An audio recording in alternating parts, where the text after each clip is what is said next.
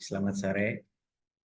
Di sini saya akan presentasikan tentang melaksanakan riset pemasaran dan meramalkan permintaan.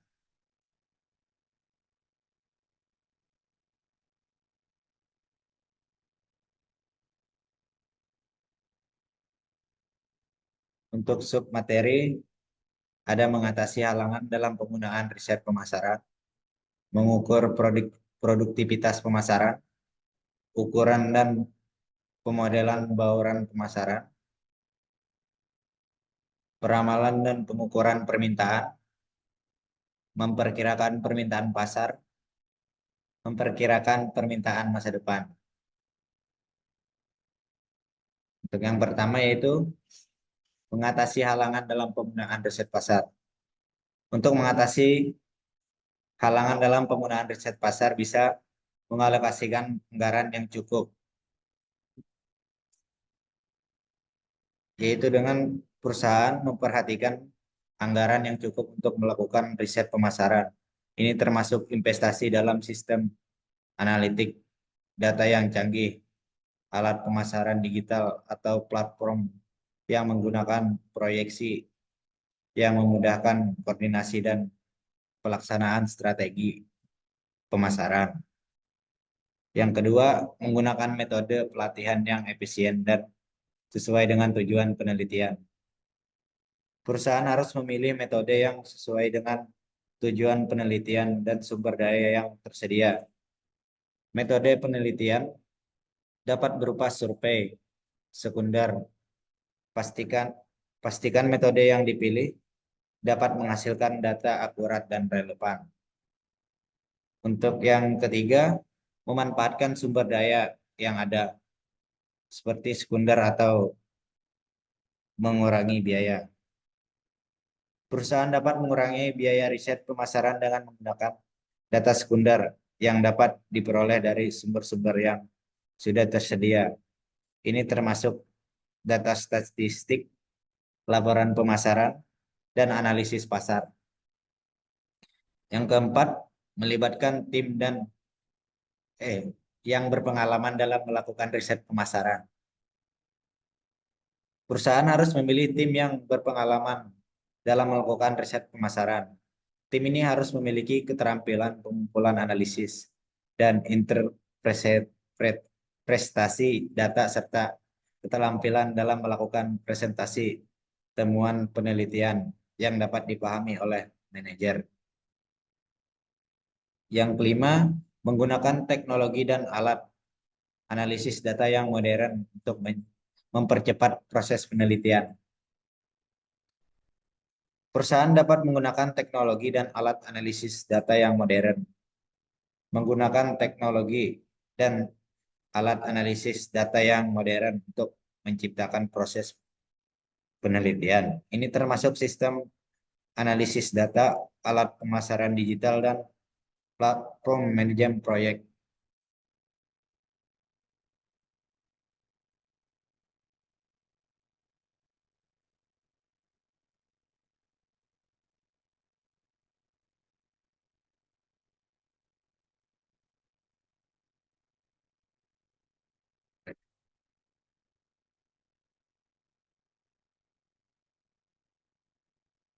Untuk yang kedua, mengukur produktivitas pemasaran.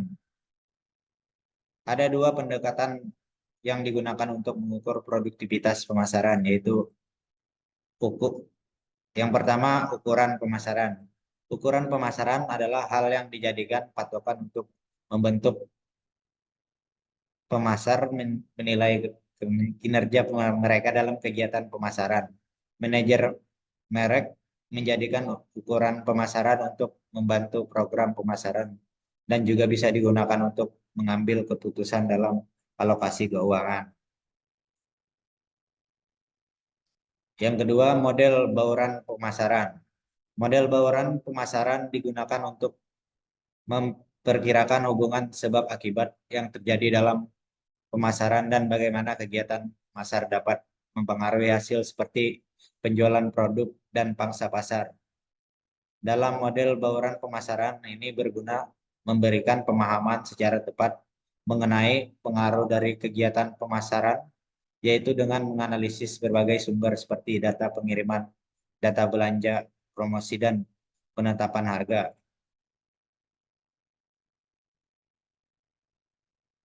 Selanjutnya, ukuran dan permodelan bauran pemasaran. Ukuran dan permodalan bauran pemasaran merupakan aspek penting dalam strategi pemasaran. Ukuran pemasaran merupakan metrik yang mencatat seberapa baik kinerja perusahaan selama bertahun-tahun berbasis pelanggan. Pemodalan bauran pemasaran atau matrix mix modeling adalah proses pemodelan dalam penelitian yang menggunakan data dari beragam sumber seperti pemindai, pengirim data perusahaan, penetapan harga, media, dan data belanja. Selanjutnya, cara mengoptimalkan bauran pemasaran adalah satu, mempelajari hubungan historis.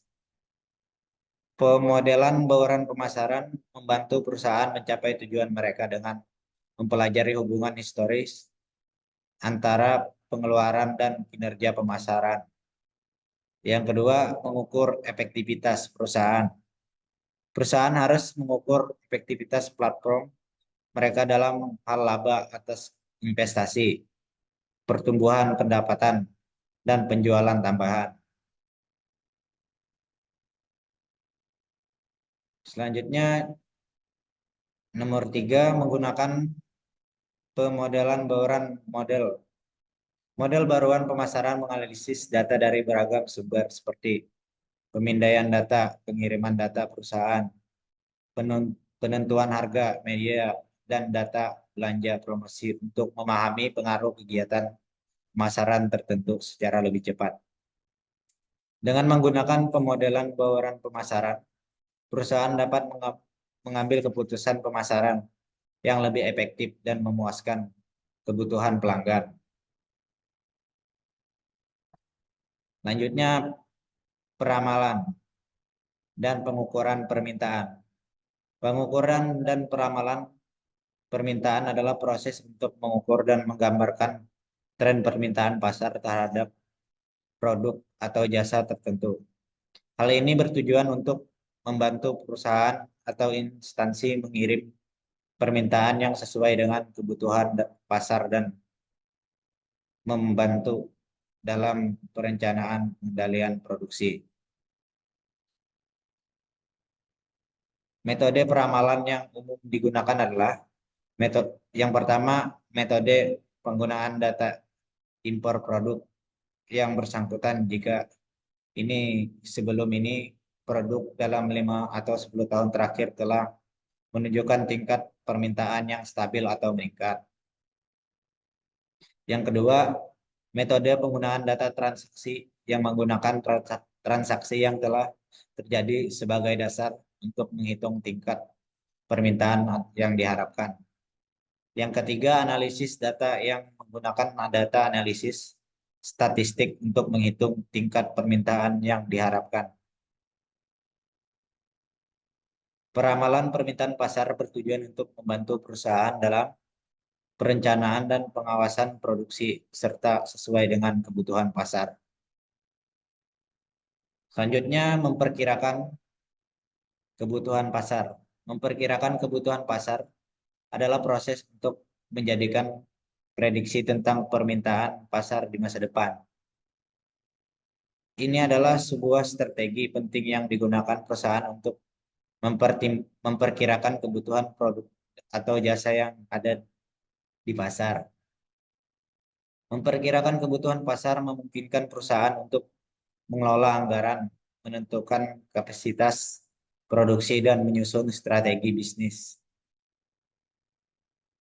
Cara menyampaikan permintaan pasar. Survei mengumpulkan data konsumen melalui metode survei, telepon, email, atau kelompok. Analisis data pasar. Menganalisis data pasar secara keseluruhan untuk mengetahui tingkat permintaan pasar dan menentukan strategi pemasaran yang tepat. Yang ketiga, observasi terhadap konsumen. mengamati perilaku konsumen saat membeli produk atau jasa yang ditawarkan, seperti tingkat frekuensi pembelian, jenis produk yang dibeli, dan lainnya. Yang keempat, data dan tren penjualan. Mengetahui data dan tren penjualan juga merupakan indikator penting dari permintaan pasar. Yang kelima, umpan balik. Menggunakan informasi dari umpan balik pelanggan untuk memahami kebutuhan dan preferensi konsumen, mengidentifikasi area untuk perbaikan, dan membuat keputusan yang tepat tentang penawaran dan harga produk. Selanjutnya, analisis lingkungan makro. Menganalisis lingkungan makro seperti tren ekonomi, politik, dan teknologi untuk mengetahui dampaknya terhadap permintaan pasar. Selanjutnya, memperkirakan permintaan pasar di masa depan. Memperkirakan permintaan masa depan. Memperkirakan permintaan masa depan adalah proses yang penting dalam bisnis karena membantu organisasi dalam merencanakan produksi, merencanakan strategi pemasaran, dan memprediksi tren yang mungkin terjadi.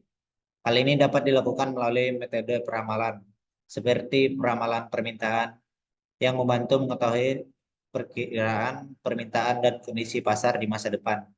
Perusahaan harus menggunakan kombinasi data pesaing, analisis umpan balik pelanggan, dan kemajuan teknologi untuk menampilkan permintaan saat ada di masa depan.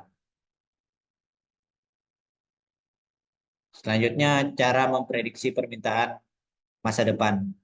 Yang pertama, peramalan data historis. Peramalan dilakukan melihat data penjualan di masa lampau untuk menentukan permintaan pelanggan di masa depan.